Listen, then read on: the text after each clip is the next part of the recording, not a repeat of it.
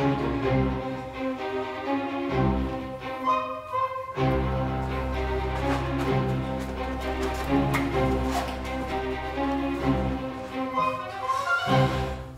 budeme robiť? No, čo budeme robiť? Tá puchta chce zase všetkým stínať hlavy.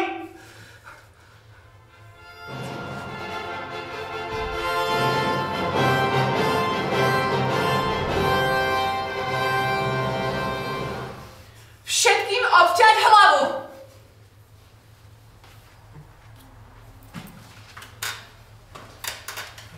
Všetkým odťať hlavu!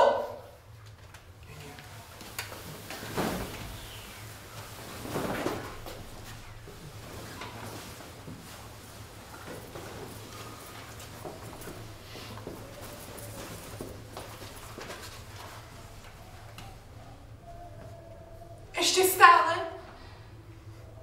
Horník, som rozhorčená.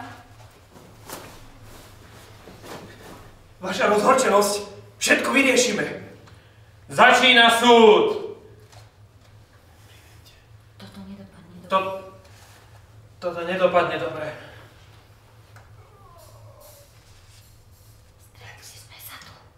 Stretli sme sa tu kvôli veľmi vážnej veci.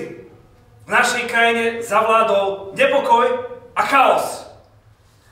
Priveďte podozrivého srdcového dolníka.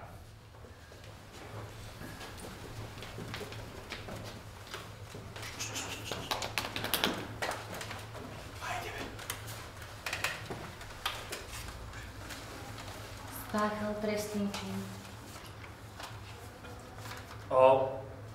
Spáchal trestný čin tým, že si obliekol pravú ponožku na ľavú nohu.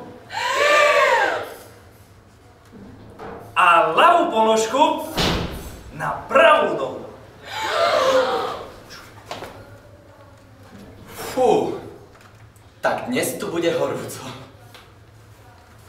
Prečo? Prečo? Čo som urobil?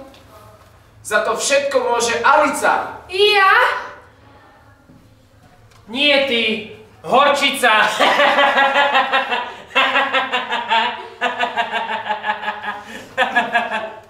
Pardon.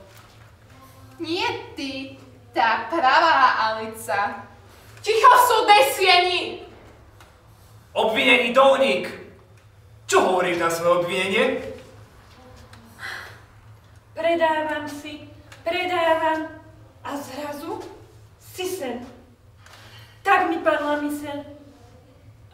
Či je to nezmysel? Zvláštne veci sa tu dejú. Ak nerozmýšľaš? Nemal by si hovoriť. Tiež mi to napadlo.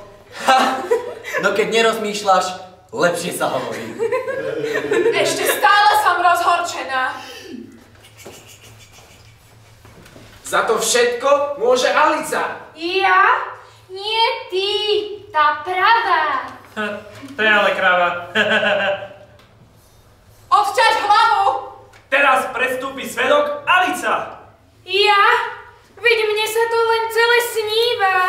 Uklodníme svoje emócie. Ty čuž, teraz vám ukážem emócie. Mňa už to nebaví, že si stále musím dávať pozor na to, čo hovorím, lebo inak sa mi všetci kamoši smejú. Ja už nechcem byť v ich digitálnom svete. Všetkým odťať hlavy! Dobre, najskôr teda vykonajme trest. A potom to doriešime.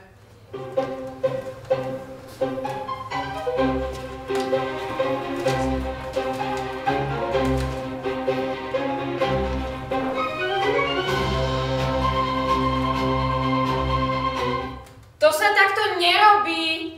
Čo si to dovoľuješ? Zotnite jej už tú hlavu!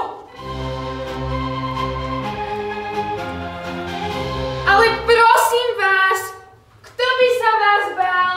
Veď vy ani neexistujete. Vy ste iba výmysel. Kde je tá pravá Alica? Kto je tá pravá Alica?